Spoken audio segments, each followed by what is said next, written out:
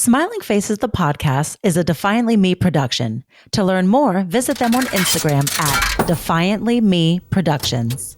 It was fine. Really not worth talking. Are you telling yourself it's fine, or was it really fine? Jess is holding herself, cradling, self-soothing, being like, "This was fine." Blink twice if it was fine. It was fine. It was fine.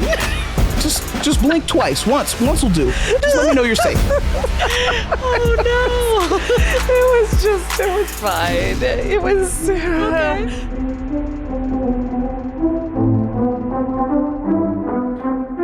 Welcome back to episode 31 of Smiling Faces, the podcast. I'm Victoria Dunn. And I'm Jess Anguiano. We are executive producers of Smiling Faces, our hit show about two girls who discover they're dating the same guy while working at a toxically positive spin studio. On this podcast, we provide you with unfiltered conversations and answer the question, instead of self-care, why not revenge? Ooh. Why not revenge? I don't know, a little plot twist for the ones who've been here since day one. Listen, it is,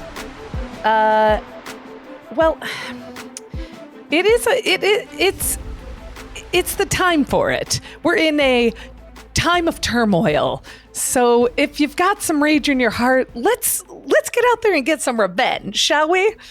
Why? What's going on? I Victoria believe casually. LA is fine. LA is fine. LA in the country is fine, Jess. No concerns. Nothing is going on. I'm sorry. Yes. I forgot to take the red pill today. Yes, I did. I did see a post though that was really funny that said it showed like the different time frames, but it was spoofing off of Fast and the Furious franchises. And so it's like World War, World War II, World War III, Two World, Two War, World War Tokyo Drift, World and War, World 7, War 8. I really like Two World, Two War. That's the one I'm buying into. That's the money right there. Which world is Han still alive in? How about that? Ooh, Han is still alive. Well, Tokyo Drift was a prequel, so Han is still there for that one. I know, but somewhere the car blows up, Han dies. Somehow Han is resurrected from the dead. Right. Gotta love it. Of course. We're all a part of the Fast family here on Smiling Faces, the podcast. So. Yeah, a lot of people are calling for a lot of like people online to say something. So if like they just hop on like on TikTok, they just hop on like there's nothing happening. They're like, why are you not saying anything about it? So I thought that's funny. The Fast family has You're like, something's going on. Yeah, something's going on. What? Get out of here. Yeah. Weird. I think I can speak for the whole of America when I say this entire country is part of the Fast family. Fast and Furious. Thank you. Some people we didn't want to invite in, but they are just here nonetheless. Yeah. But we're not starting off that way. We're not starting off today's episode with the woes and sorrows of Los Angeles, although our hearts and our feet are stomping with you all, and probably going to get out there and stomp my feet this weekend as well. Raise some heck. Yes. Let's do it together. Let's go together. Perfect. Yes. Let's go make together. Gavin Newsom proud. Let's do it. And let's make Zaddy happy. We are preparing for a hot girl summer. So exactly. Let's go make Zaddy Newsom hot girls happy. Protest. Oh my God. Is this a hot protest summer? There's going to be a better tag. I think hot it girls is. Protest. There's hot There's protest something there summer. because then you're outside, you're getting a natural glow from vitamin E while you protest. You're getting cardio in, strength training, holding up a sign, preferably with a wooden stake. It's really the way. I love the wooden stake element. Then you're always prepared for whatever enemy you encounter. Thank you, Buffy. Hello. Thank you. Yes. Right? Yes. See? We're prepared. There's a lot of information going out from the people of the city of Los Angeles with suggestions, hot tips, on how to care for yourself while you're out there raging against the machine. So I've been collecting all those hot tips and, staying hydrated, making sure that you aren't carrying weapons that could cause you to be arrested. And generally, it's keeping the peace while still raising heck is... Of course. Yeah. Because I also didn't realize I was just out and about living my life when we got the curfew heads up. And I was like, oh, well, I'm already inside. Joke's on you. But winner. As you should be. You should be inside. There he is. Before the street lights come on. There he is. Yeah, I've been trying. You'll be proud. I've been trying. I've been inside, kind of. That's because she's got a reason to be inside, but we'll talk about that later. Okay, another reason why you are inside is because you have been working hard on them rewrites because, as everyone knows, we've pivoted. We're making a web series for your consumption, and you are going to snack. Let me tell you, the rewrites are incredible. And I kind of wanted to talk about, nailed it. Listen, we've rewritten so many different iterations of this project. So many.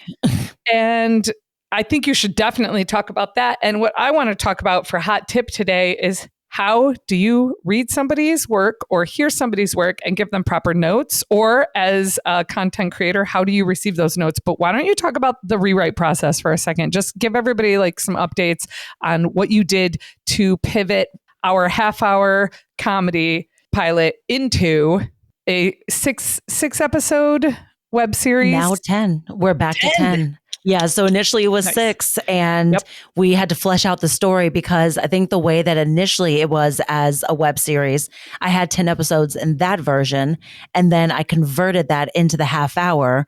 So then to go back to the web series, I liked what I wrote so much after the workshops in the development workroom that I did with Cinephilia that I wanted to keep all of that. So that got split into 3 episodes. So that first half hour pilot got turned into the first 3 web series episodes and had to be very mindful of where I did cut. So essentially, with the format of the pilot, each act is now an episode, but you still wanted each episode to end on some sort of high or some sort of what's coming around the corner next to keep people engaged. So the retooling to make sure that at the end of each episode that there's something to kind of keep people engaged was always not a fight, but it was something that was very intentional about.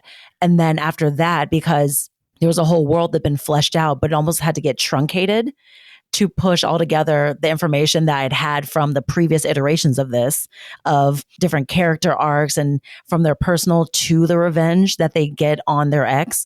So trying to like fit all that together now into the remaining 7 episodes was a struggle, but we got there because I didn't want it to be like throwing too much at the viewer and them going, what did they just do? Like I didn't want it to feel rushed or like hectic, but that came honestly from, if you think about it, people's attention spans are so short now. Yep. And I'm kind of a long-winded bitch. So a lot of my scenes were like 2.5, 3 pages. And I was like, you can't make people sit through that.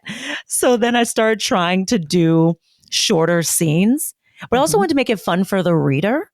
And so I started speaking even in the action lines of it more and more, as you saw throughout the reads of the latter episodes.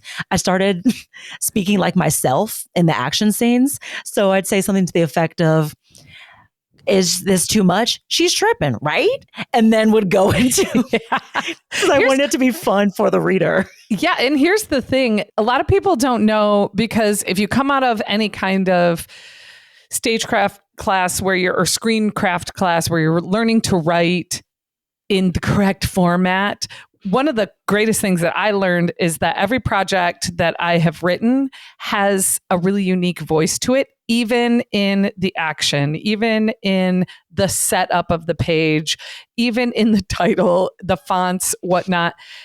Because every story has its own kind of character and voice, when I started to add that voice throughout the entire thing, that's how I started to grab the attention of the award festivals and starting to get awards for the writing, because it's different from people just writing great dialogue, but very stiff action. This is see how I'm writing. Do you see how I'm doing that? Yes. For those listening, she's clacking very animated, like she's in an old timey insert a transatlantic accent as she clacks away because she's got a hot take on a story. Listen here, Sonny.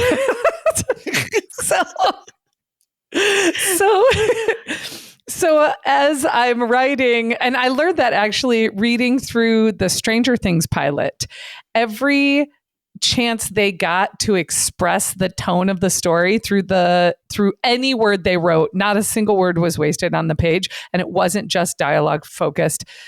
It was in the action, a lot of, what are those words? Is it an onomatopoeia where it sounds like, you know, like whoomp and crash and smash? And so we implemented that into a pilot that I'd written with my writing partner. Gasp, it's not Victoria. I do write with somebody else, but Victoria and I partner in all great things. This is why I'm single. I just can't commit. Just like a giant, just a proclamation. Whore. Emphasis on the WH. Whore. Like just hook it from all the way deep in my soul. What, you whore? That's right. Oh my gosh. We've got voices for television instead of faces for radio. Harsh. Damn. That's the look I read on Mike's face right now. Is what are we doing? She's like, if you bitches don't stay on track. Y'all just yelling whore at each other. Last week it was Victoria. This week it's Jess. Like, y'all keep it rocking. Do what y'all do. Whores all the way around, huh? There's some whores in this house. Like, what are we doing? Some whores in this house. There's some whores in this house. We did say unfiltered, so that's right. We're starting hot. Listen, we're starting hot. So as a you whore, trollop, tell us about your other writer. Yeah, that is how I think that's one of the ways that we grabbed the attention of any of the judges that were making their choices for finalists in screenwriting competitions. Is we did not waste a single moment of white space on that page. If we had action to write, if we had exposition to fill in, we used all of the voice of the project. So I know that's what you did, which is great, because it's something I'm always telling Victoria, like every time that we're writing something together to work on like copy for grant requests or applications for, say, Gold Comedy's upcoming program that they're hosting to help people launch their web series. It's an incubator program. You can, check it out on goldcomedy.com and go apply and get your project made. That's what these women at Gold Comedy, Lynn Harris, is doing.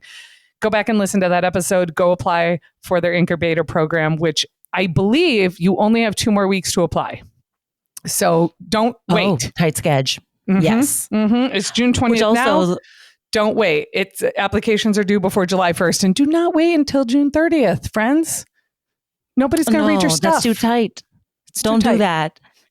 Which also is going to say the other reason besides making my voice very prominent on the page, because so many people talk about how you, once you create something, like once you write it, you can't be the one to kind of like direct through the page of stuff. So like once you pass it off, like that's it. And technically the director is in charge of it. So that was also kind of my sneaky way of giving like actors kind of like, here's where your brain would kind of be here. So I have stuff where it's like, so-and-so walked and like picked up this or handed something to someone, ... this bitch. I would do like things like that. So they knew like, we don't like her. And the thing she did was annoying. So it kind of feeds and kind of like gently tells them this is, establishes this is how they should feel about them. Yeah, exactly.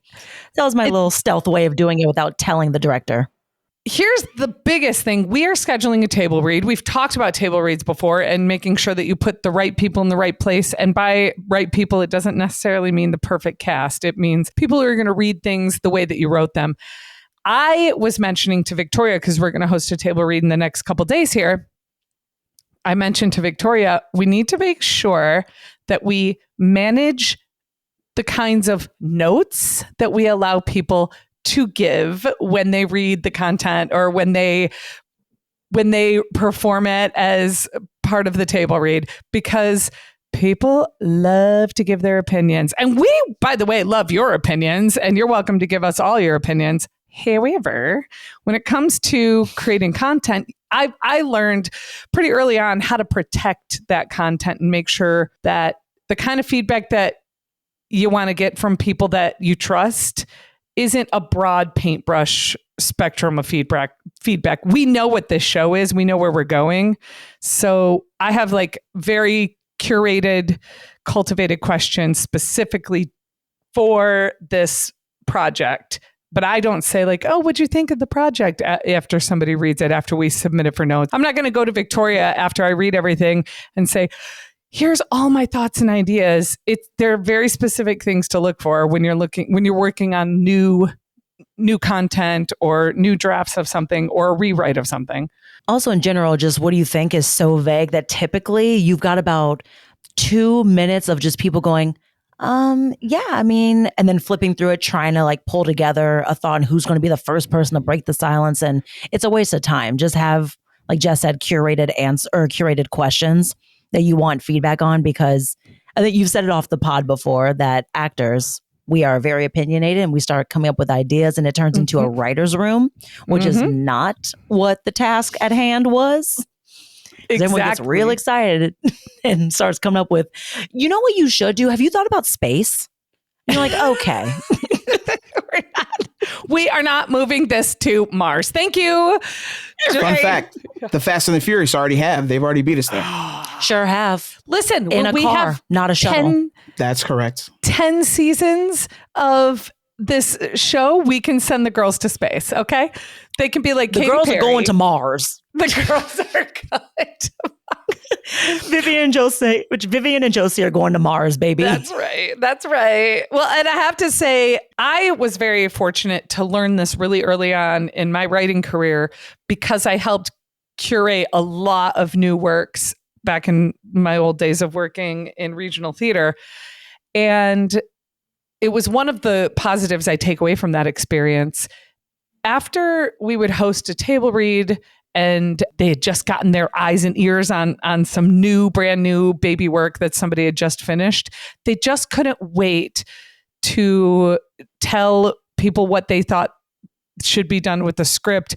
But specifically, when it comes to actors, they're only thinking about it through the lens of their characters. So you've got the guy that you asked to read police officer number 3 creating a whole new storyline just so that he can have more lines in a project that he's not even officially cast in. And that is a true story that happened, okay? Uh-oh. Oh, yeah. But I also can believe that. We need more, like, I want to know his why. And it's like, for pulling someone over for that one scene with 2 lines, you need the why? He's doing his job. He's got a quota. He's got a quota. You come up with the why, sir. So right. One of the, I can give you a couple of the questions that are almost like blanket questions that I use in case there aren't specific needs per script. Really, if you're the writer of some content, you know what you want to know from your story. You don't need to know if the story is good.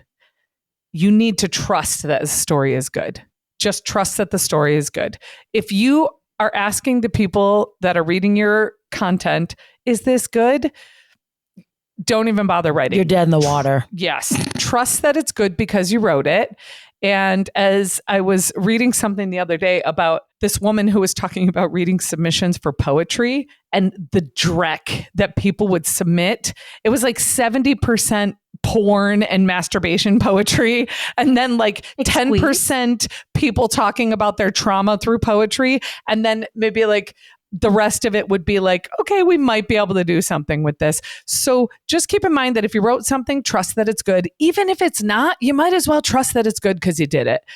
And then the questions you want to ask is, 1, do you understand the relationship between this character and this character? You fill in the blank on those characters. You know, do you understand the relationship between our two leading ladies. Do you understand the relationship between Josie and the guy who cheated on her? Do you understand the relationship between the main character and her parents? Whatever it is that you need specifically when it comes to character. The other blanket question that I will ask, which by the way, these are very specific and targeted questions. It's not like, what do you think of it? It's, do you understand the relationship between A and B? The other question I like to ask is, can you tell me one or two areas in which you were confused or you dropped out / bored? And people remember that. And if they don't, it means they weren't.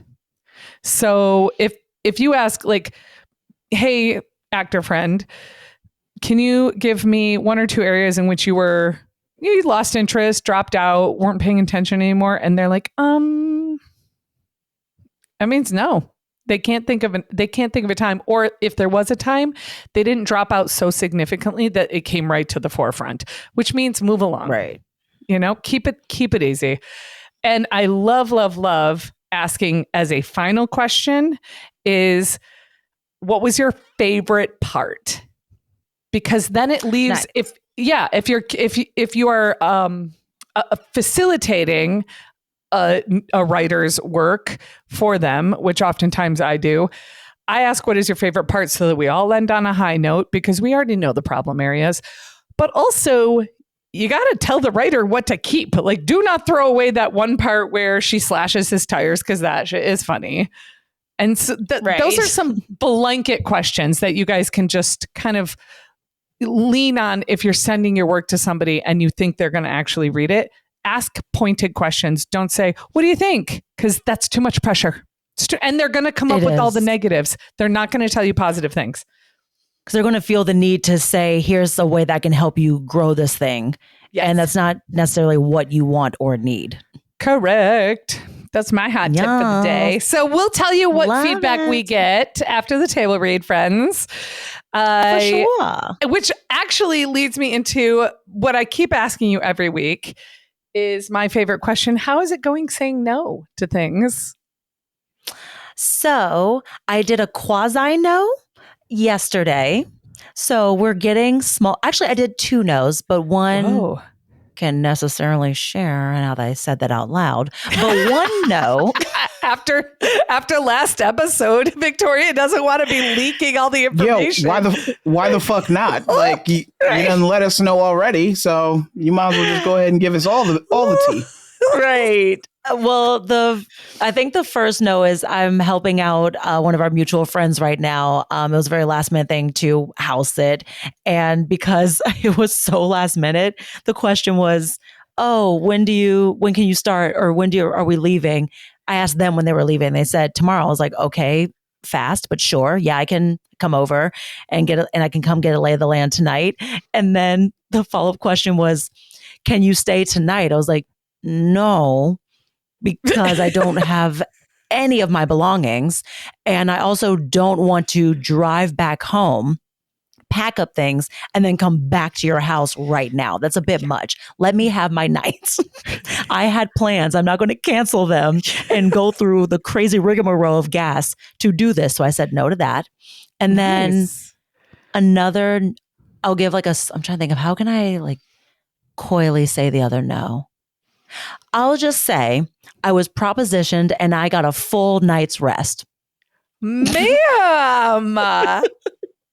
Because I really valued sleep. And I was like, I need sleep, so don't touch me. That's gonna disappoint some people. I'm just letting you know. It did. Sorry, Bonnie. Sorry.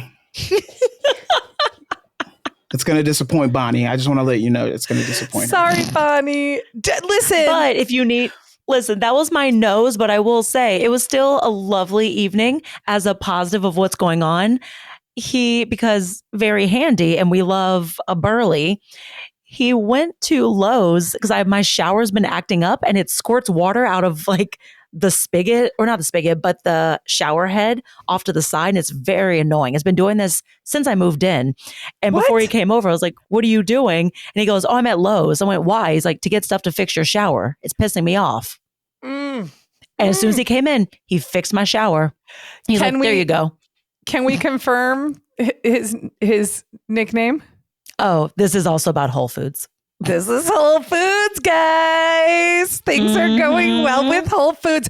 Who also, that I heard off the pod, Victoria told me that Whole Foods went to the store. I don't know if it was actually Whole Foods, loaded his car full of groceries and brought those groceries to her refrigerator and filled it up. So we love the green flags happening with Whole Foods. Keep it up. Sure did. He said that my fridge, I guess I have a girl fridge, so it was mostly sauces, and that bummed him out. And he said, I don't like seeing that. And as long as you're with me, your fridge will never be empty. Which I was like, well, damn. All right, sir. That's fine. Were you like, also I'm a vegan, so those things that look like sauces are just my food. It's just my food. Right? Exactly. I was like, I really need my jalapeno sauce from Trader Joe's. Please. I need an assortment of them and my kimchi's and my. Yes, that's actually my real lunch. It's not a side dish.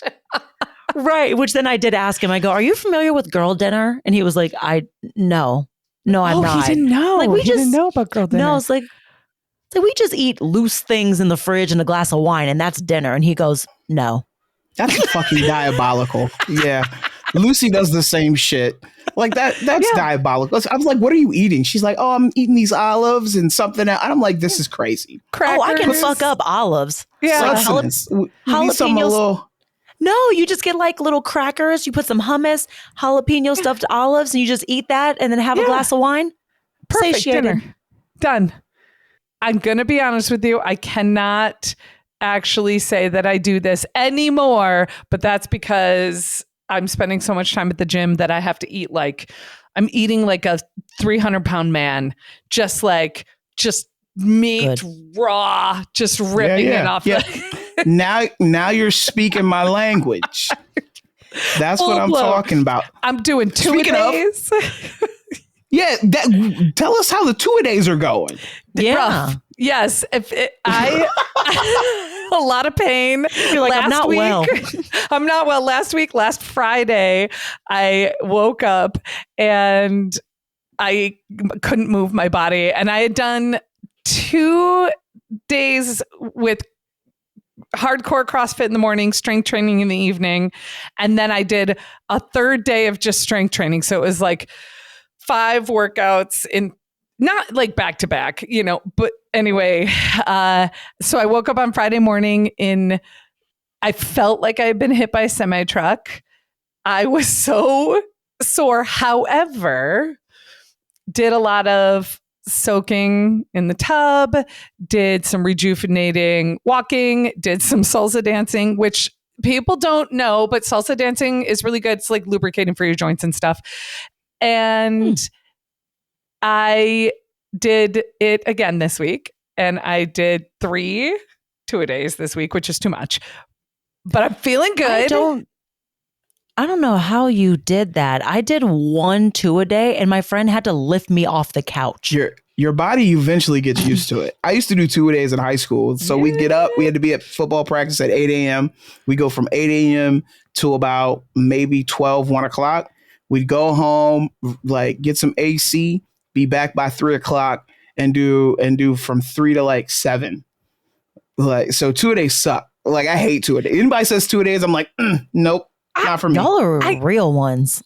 I have to tell you, something has switched in my mind. So listen, everybody is probably tired of hearing about it. I know I'm sad just continually talking about it, but the breakup that I went through a couple weeks ago hit really, really hard. And some of my way of coping with that kind of sorrow in the past was to work out, because it was like burning off the crazy. I would always say yep, went to the gym today, burned off the crazy. Something's transitioning. I'm having a mental shift. And instead of abusing and beating up my body, it is kind of like a form of, I don't know, coping.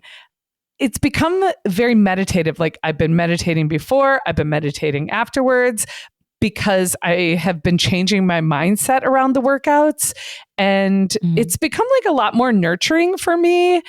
instead of beating the hell out of myself, listen, last week I beat the hell out of myself, but this week when I'm doing an exercise, because I've been pushing myself physically this way, honestly, because it does fill the time too, when, time where I used to spend with somebody else or time where I was going out and partying. Instead, I'm filling that time with lots of weightlifting and CrossFit. But nice. I wanted to give myself the chance to see if I could get to the other side of this. I've been lifting for 3 years, and this is like probably the least interesting thing, but I've been lifting for almost 4 years now, and I've hit a long plateau where I couldn't break through the barrier. I wanted to bench higher. I wanted to squat lower and more weight. And I wanted to deadlift like an insane amount of weight. And I just couldn't seem to break through the barrier. And I'm starting to figure out there's such a big mental aspect to it. And then, of course, the food and sleep, which is a huge part of it. So, Mike. And she doesn't sleep.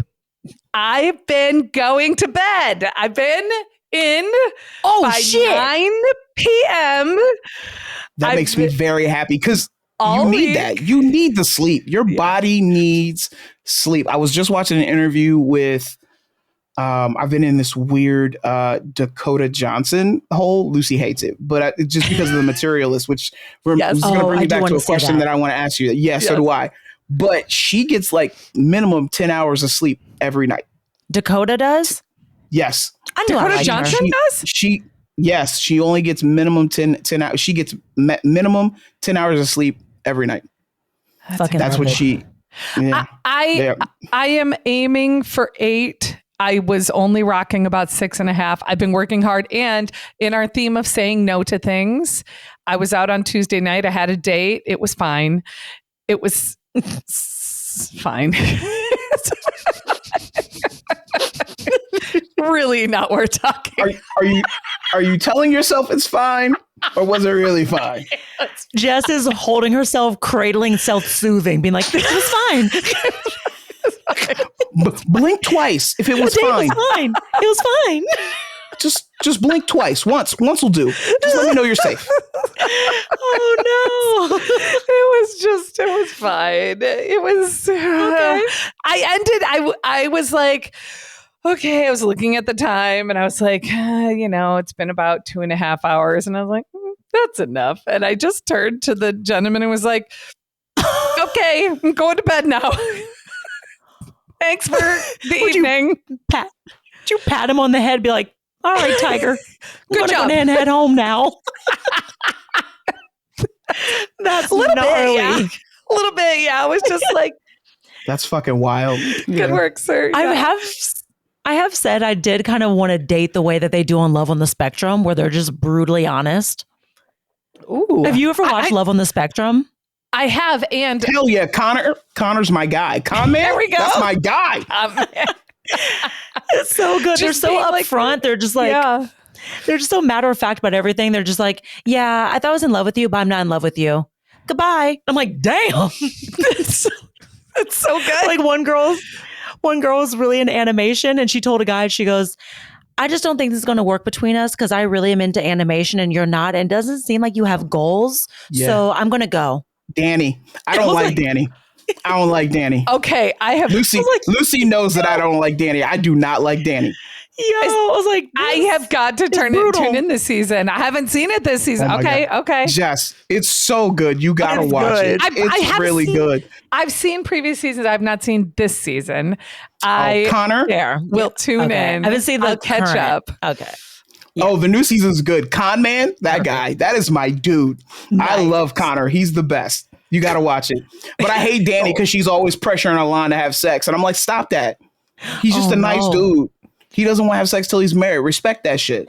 Oh, but yeah. She always pressing him. She's like, I don't think we should have sex a lot. He's like, I don't know. And she'd be pressing him. And I'm like, stop pressing him. Listen, all right. That's not good. She's asking for what she wants. I haven't seen it yet, but I just listened to Esther Perel, who said to communicate the exact same way you're saying, Victoria, which is how they communicate on Love on the Spectrum. They just say it straight.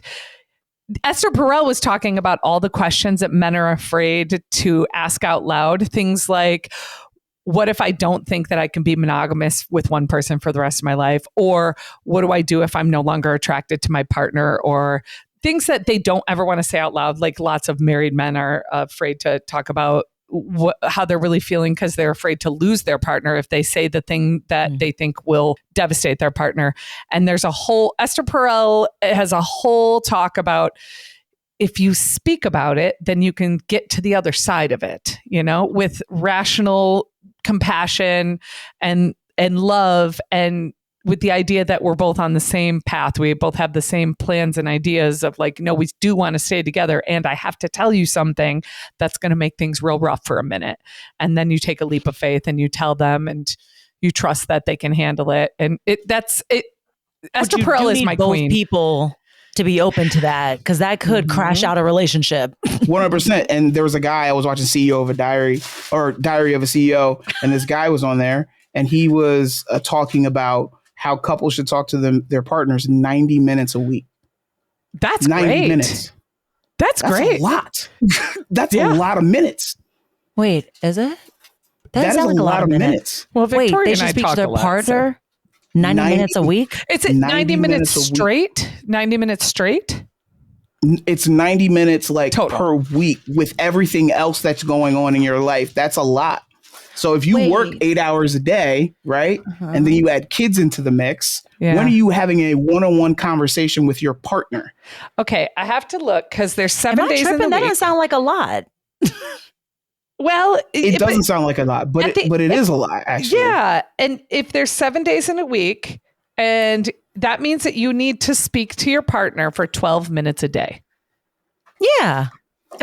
About relationship stuff, not just the kids. Yeah, I'm not talking about in general. Yes. Okay, I was is communication that bad between married people? Well, yes, it is. First of all, yes, it is. Yes, but not me. Like, not me. I talk to Lucy about everything. Got you about relationship stuff. Okay, yes, I'm on your journey because I was like, Mike, that's not hard. No, you should be talking to your partner uninhibited. 40 hours a week. Victoria and I talk to each other about our relationship 90 minutes a week. Right. Okay. I'm on your journey. Okay. Sorry, Mike. How have you been? How can I love you this week, Victoria? Right. Oh, okay. So wait. Sorry, Mike. Sorry. His point. No, you're fine. His point is that it's hard enough keeping yourself in alignment every day. Yeah. Imagine trying to keep yourself in alignment with someone else who's also trying to keep themselves in alignment as well. Oof. And that's why he was like, that's why you should talk to your partner 90 minutes, because it moves all that other shit away and it increases a romantic play and play in general, because it's hard. It really is hard enough to keep yourself in alignment on a daily basis, right? Yeah. Keep yourself balanced on a daily basis. Now you have to take that and be in balance and be in like alignment with someone completely different. I don't know about y'all, but it's very difficult to do that. Trust me, because I have a partner and I like my partner. But for us to be in alignment every day is tough because we're constantly battling outside forces, ourselves. So I thought it was interesting. He said 90 minutes a week, because when you really think about it, in the course of a week, how much do you have pure unadulterated conversation with your partner without outside forces? Well, listen, what I'm hearing is a challenge. And the two of you have some people to have conversation with over the next week. So over the next week, I want to hear your attempt at 12 minutes a day of romantic relationship conversation. We are going to have an 8-week-old puppy. We not talking about nothing but the puppy, dog. Yay! Listen, it's practice. It's practice. You have to understand. The other thing is we hang out with each other all of the time. This is not, let me tell you something. Before you push back on this is not for me. This is for the people. For them. How much do you love our fan base, Mike? How much do you love our fan base? I love your fan. Listen to me. I'm an open book.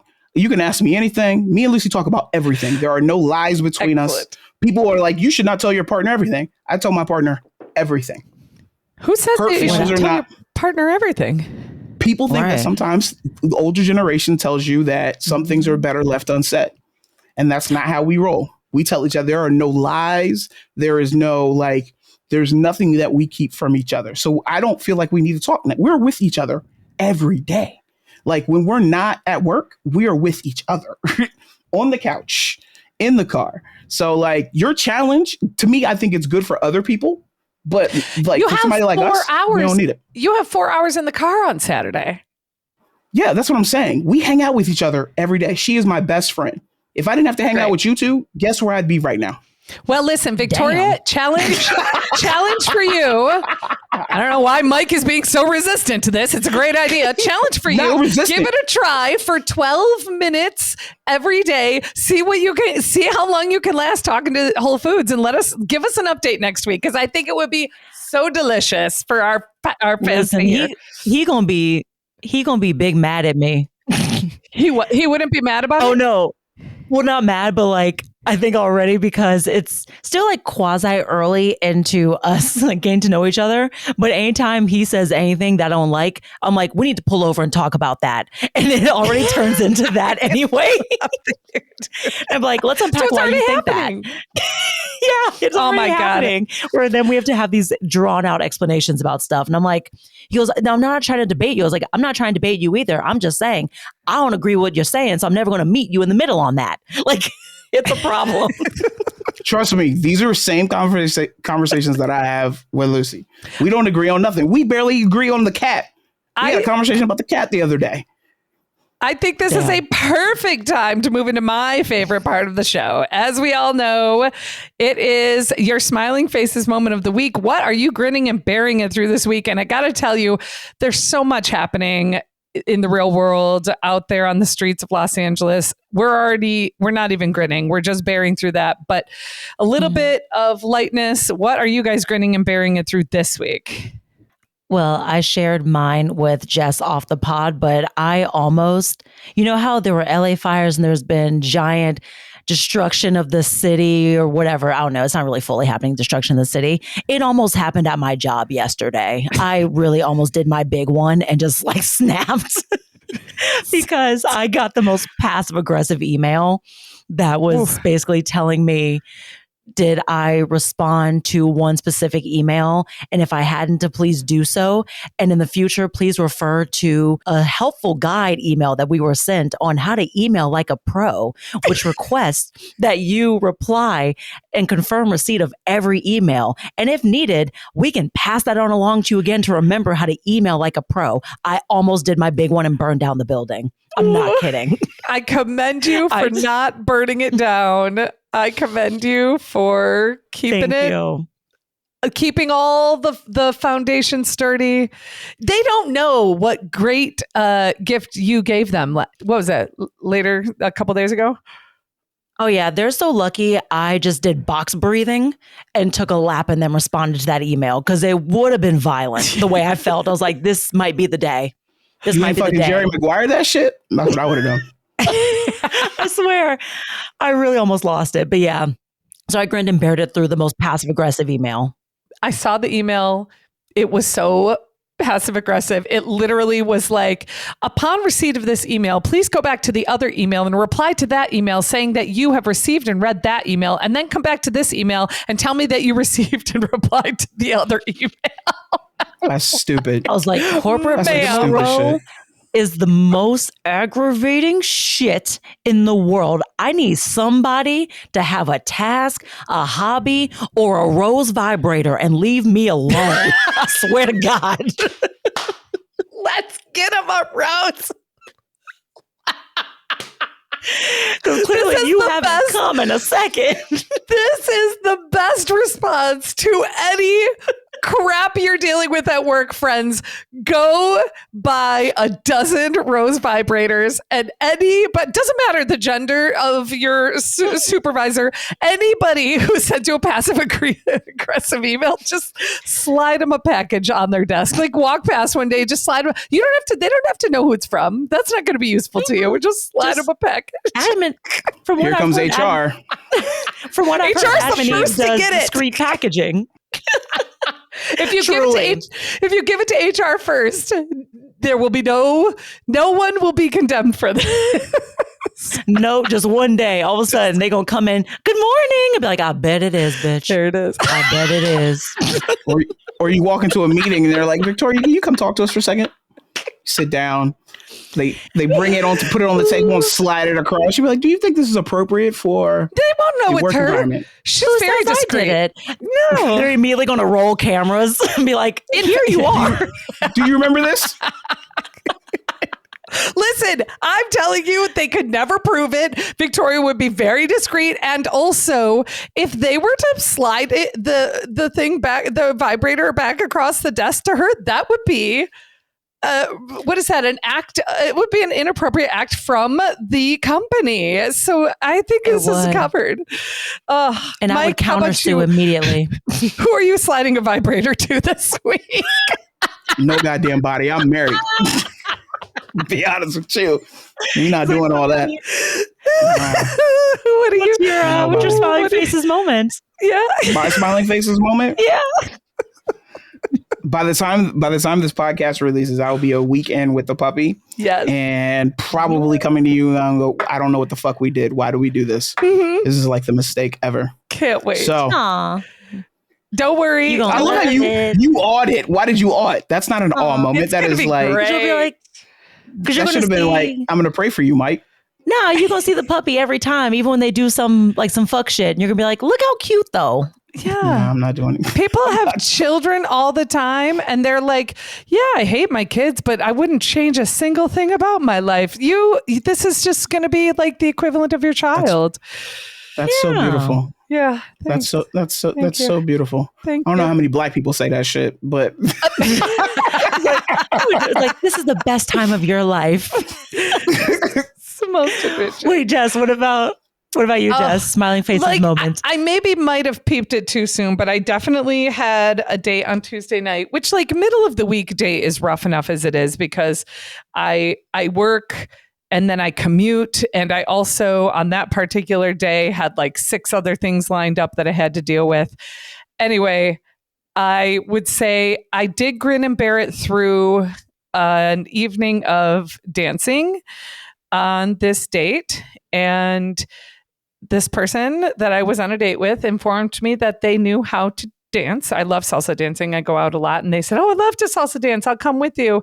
Let's go salsa dancing for a date. And this person did not know how to dance, which I am okay with. It's okay if you don't know but how. Don't say. Don't tell me you do know how. It was the wrong place. Because you a pro. Oh, listen. I was kicked. I was stepped on. I tried so hard and I was so kind and so grinning and bearing it through 3 dances. And I was like, okay, let's go have a cocktail. And I don't drink. So it was, oh my gosh. it was fine. It was fine. That's why. That's why I'm doing 2-a-days. We got to the meat of it. Yeah. Doing 2-a-days. So you can sling him over your shoulder and be like, we're leaving. It's just like that girl in the what is it, Encanto? You know, the girl who just carries. Louisa, she's an Amazon. I love Amazons. Yes, same. Louisa. That's the goal. That's where we're going. All right, Victoria, tell them where they can see you perform because you're so brilliant, so talented, so funny. Bless. So the next show I have coming up will be my improv group, the Idris's Elbas, a part of the Affirmative Reaction Collective. Will be at the Broadwater Theater Saturday, July 5th. Show is at 7:00. So come enjoy some all Black improv and stand up. It'll be super fun. That's the main thing. Besides that, she's filming. So I'm filming I'm filming a project. And I have one other thing that's lined up besides obviously Smiling Faces. So when those things get in the can and I can start promoting them, I shall. That's the main one. I love it. I am so excited. I got to come and see you July 5th. The Broadwater Plunge, right? In Santa Monica. Yeah, the Broadwater. Santa Monica. Well, sounds like a water park. It's on Santa Monica Boulevard. On Santa Monica Boulevard. Hollywood. It's a real It sounds like a water park. Like, I'm like, oh, do I need to bring my bathing suit and my tube? Is there a lazy river? Yeah. The Plunge is their bar. Dope. So it's just the Broadwater. The Plunge is their bar. That's a really cute bar. Which it is also Hollywood Fringe Festival right now. So very exciting time. Yes. Check the Broadwater. The Broadwater doesn't even know how much we're promoting them. And they're a great theater. Go check them out.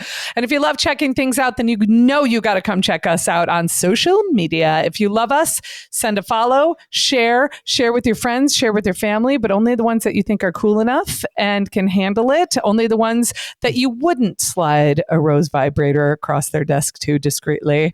And you can find us and maybe even rose vibrators on Instagram at smilingfaces_series. You can also find us on TikTok at smilingfaces_series. You can find us on Facebook at Smiling Faces Series. And we're also on YouTube, www.youtube.com/@Smiling Faces Series. We also have an official website. It's smilingfacesseries.com. Make sure to go on there and sign up for our newsletter so you get the latest and greatest information about all the goings on of Smiling Faces. Also, shout out to our fiscal sponsor, Inclusivity Media, and our producers, Mike Bryant and Defiantly Me Productions. Soon to be father of one darling rambunctious puppy that will keep you up all night long. So much for your Dakota Johnson. That doesn't sound like it's nice. I know you're saying it in a nice voice, but that doesn't sound nice to me at all. I'm just going to be honest with you. It feels like you're wishing on my death at this point. Listen, He's that's why going you're to not dreaming. get sleep. No, that's why you're dreaming of 10 hours of sleep like Dakota Johnson. Oh, There gosh. We hope everybody listening gets 10 hours of sleep every night this weekend. Have a great weekend. Go out and have a hot protest summer. Come out and stomp on these streets of Los Angeles with us and raise some heck.